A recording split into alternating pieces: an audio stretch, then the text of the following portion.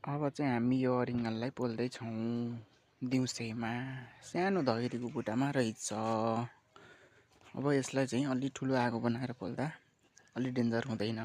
हजुरहरूले पनि पोल्न सक्नुहुन्छ। ल हेर्नुहोस् है, हामीले अब आगो बालिसक्यौँ। ल अब चाहिँ पलाएर पोल्यो, माउ उडेर आयो। टोक्ला है फेरि। टोक्दैन त्यस्तो केही खासै डेन्जर चाहिँ हुँदैन है।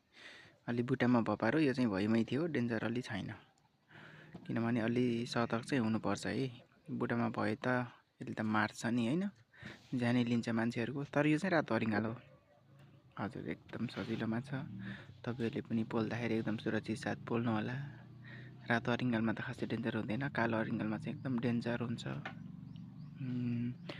धन्यवाद। यो च्यानललाई चाहिँ अब होइन सब्सक्राइब होइन, लाइक कमेन्ट सेयर गर्न नभुल्नु होला। हस्त धन्यवाद।